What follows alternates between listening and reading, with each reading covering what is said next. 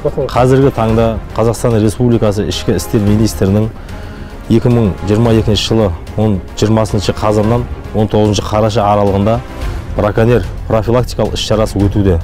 Қазақстан Республика бойынша.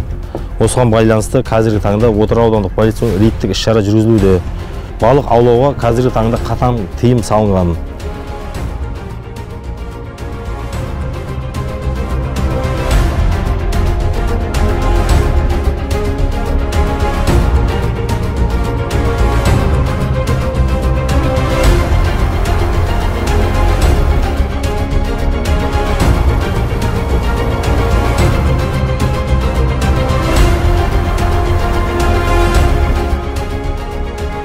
Заңсыз аң аулаудың алдын алу бойынша атқарылған жұмыстар нәтижесінде тұрғындардан ішкі істер органдарына тіркелмеген 21 дана аңшылық мылтығы тәркіленді.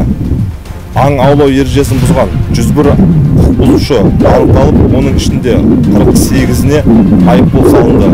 53 құқық бұзушыға ескерту шаралары қолданылды.